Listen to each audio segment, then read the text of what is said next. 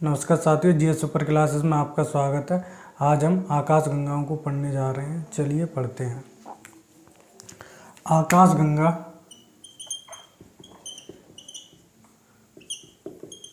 के निर्माण की शुरुआत हाइड्रोजन गैस के बादलों के संचयन से होती है,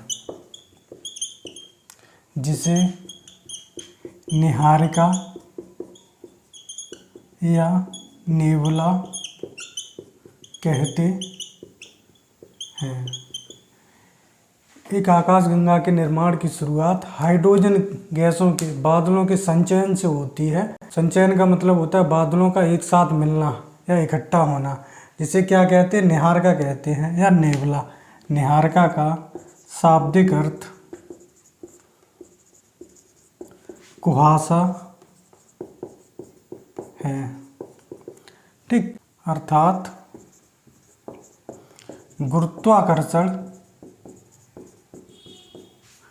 बल से बंधे तारों, धूलकणों तथा गैसों के बादलों के तंत्र को आकाशगंगा कहते हैं। अर्थात गुरुत्वाकर्षण बल से बंधे तारों, धूल के कणों तथा गैसों के बादलों के जो तंत्र होता है, इसे ही आकाशगंगा कहते हैं। इसका मतलब यह है कि आकाशगंगा के निर्माण की शुरुआत किससे होती है? नीहारिका से होती है। तो नीहारिका आकाशगंगा के निर्माण की प्रथम अवस्था है, जबकि आकाशगंगा एक विकसित अवस्था है। आपसे पूछ ले नीहारिका क्या है? निर्माण की प्रथम अवस्था है। आकाशगंगा में 98% हाइड्रोजन होता है और 2% धूल के कण होते हैं, ठीक। मान लिया कि ये हमारा ब्रह्मांड है, ये ब्रह्मांड है। ब्रह्मांड में लगभग 100 अरब आकाशगंगाएं हैं। आपसे पूछ लेता है कितनी आकाशगंगाएं हैं, तो 100 अरब आकाशगंगाएं हैं ब्रह्मांड में। अब ब्रह्मांड में एक आकाशगंगा का निर्माण हो रहा है, तो सबसे पहले क्या होगा? सबसे पहले ये आपके तारे हैं, ये तारों का निर्माण हो चुका है। इसके बाद आपके बन जाएंगे धूल के कण, ये धूल के कण हैं। तो एक आकाशगंगा का जो निर्माण होता है, उसमें तारे होते हैं, उसमें धूल के कण होते हैं, उसमें गैसों के बादल होते हैं। आकाशगंगा है। आकाशगंगा कैसी अवस्था है? एक विकसित अवस्था है।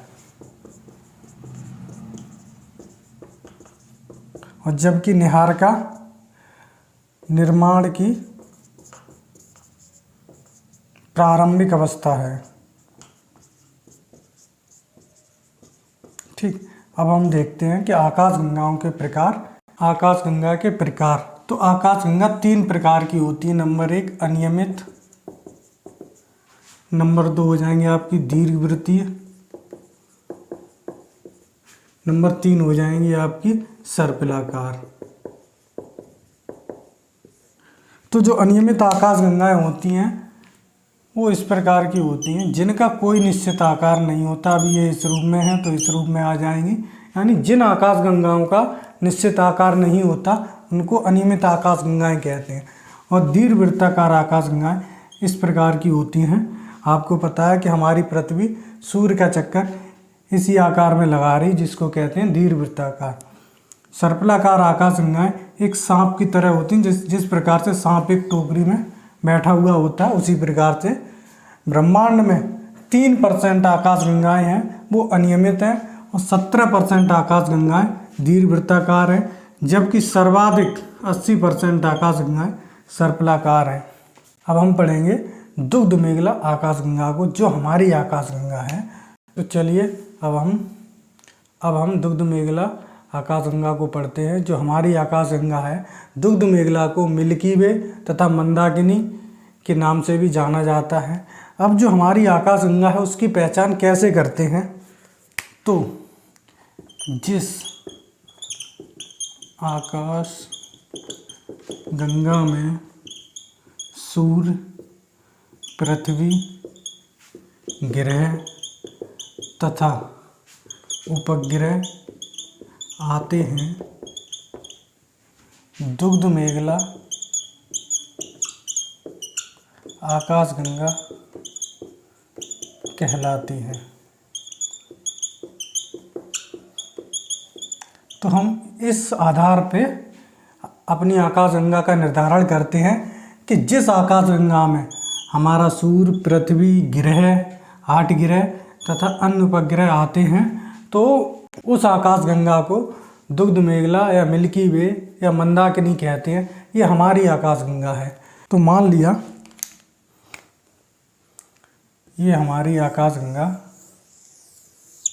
है, क्योंकि हमारी आकाशगंगा का जो आकार है वो सर्पिलाकार आकार है। अब आपसे पूछ ले कि दुग्ध मेखला का विस्तार कितना है, तो विस्तार का मतलब है कि यहाँ से यहाँ तक की दूरी इस प्रकार से कितनी है। तो विस्तार है इसका दुग्ध मेखला का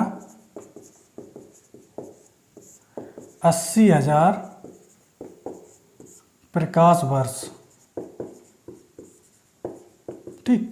अब आपसे पूछ ले कि दुग्ध मेखला के केंद्र को क्या कहते हैं, तो दुग्ध मेखला का जो केंद्र है इसे बल्ज कहते हैं। और जो हमारा सूर्य है वो दुग्ध मेखला के तीसरी भुजा में स्थित है। तो ये तीसरी भुजा हो जाएगी, 1 2 3, तीसरी भुजा हो जाएगी। इसमें हमारा सूर्य स्थित है। आपसे पूछ ले किस भुजा में, तो तीसरी भुजा में सूर्य स्थित है। अब आपसे एक चीज पूछ लेता है कि जो दुग्ध मेखला का केंद्र है जिसको बल्ज कहते हैं, बल्ज से सूर्य की दूरी कितनी है, तो बल्ज से सूर्य की दूरी 32,000 प्रकाश वर्ष है। तो दुग्ध मेखला की जो तीसरी भुजा है, मान लिया ये, तो तीसरी भुजा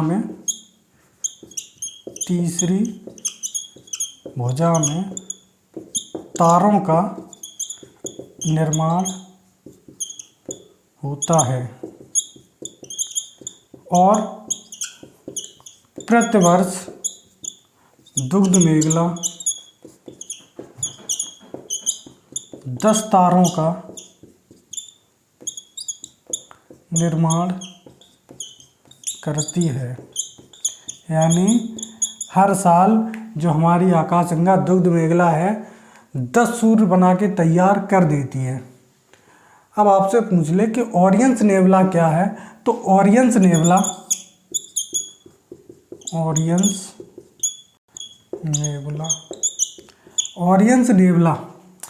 दुग्ध मेखला का सबसे शीतल व चमकीले तारों का क्षेत्र है। दुग्ध मेखला का सर्वाधिक शीतल व चमकीले तारों का क्षेत्र है। अब सर्वाधिक शीतल है तो इसका मतलब ये नहीं है कि यहाँ पर नैनीताल जैसी फीलिंग लेके आओ कि सर्वाधिक शीतल है। हमारी आकाशगंगा का आकार कैसा है, सर्पिलाकार है। अब आपसे पूछ लेता है कि हमारी आकाशगंगा दुग्ध मेखला के सबसे नज़दीक आकाशगंगा है वो कौन सी है। हमारी आकाश गंगा के सर्वाधिक नज़दीक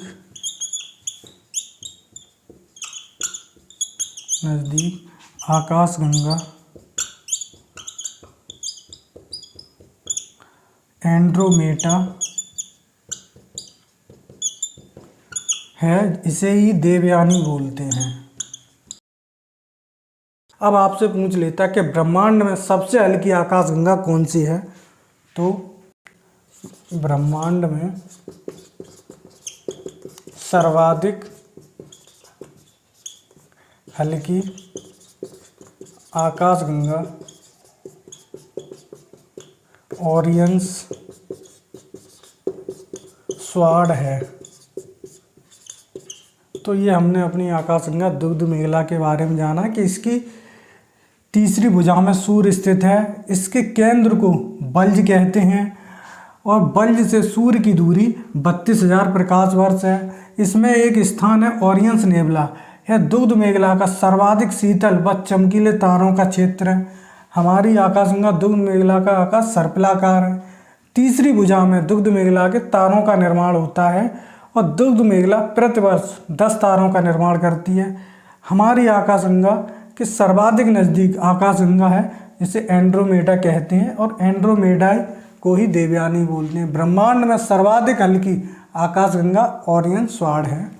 शब्द आया प्रकाश वर्ष। प्रकाश वर्ष, ये प्रकाश वर्ष क्या है, तो आपको बता दें कि प्रकाश वर्ष एक दूरी मापने की इकाई है। तो चलिए कि ब्रह्मांड में दूरी मापने की इकाई पढ़ते हैं। ब्रह्मांड में दूरी मापने की इकाई 3 प्रचलित हैं आपकी। एक तो है आपकी खगोलीय दूरी,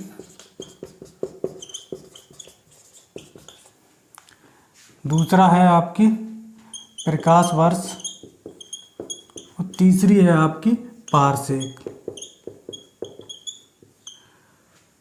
जो खगोलीय दूरी है, किस आधार पे इसका मानक माना गया है, तो आपको पता है कि ये हमारा सूर्य है और ये पृथ्वी है। ये पृथ्वी है, तो सूर्य से जो पृथ्वी की औसत दूरी है, इसे ही खगोलीय दूरी कहते हैं। पृथ्वी से सूर्य की औसत दूरी,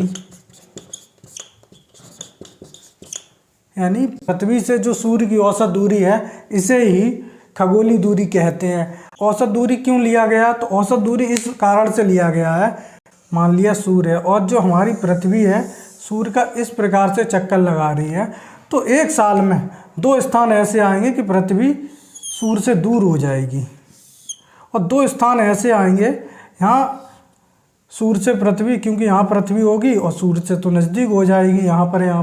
और जब यहाँ पर और यहाँ पर पृथ्वी होगी तो सूर्य हमारा दूर हो जाएगा। तो इसी कारण से औसत दूरी को लिया गया, यहाँ का रेशियो निकाल लिया गया और औसत दूरी लिया गया। जबकि औसत दूरी कितनी है, तो औसत दूरी हमारी सूर्य से है 15 करोड़ किलोमीटर।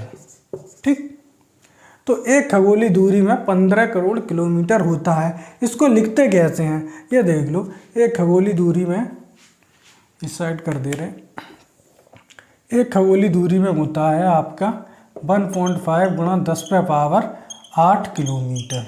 ठीक, अगर किलोमीटर की जगह मीटर में दे देगा तो आपको क्या करना पड़ेगा कि 1 किलोमीटर में 1000 मीटर होते हैं और 1000 को हम इस प्रकार से लिख सकते हैं, 1000 बराबर 10⁻3। तो 10⁻3 इधर 10⁻8 है, आधार सेम है तो गुणा में घातें जुड़ जाती हैं, आपको पता है। तो क्या हो जाएगा 1.5 गुणा 10⁻11, अब हो जाएगा मीटर। प्रकाश वर्ष, प्रकाश के द्वारा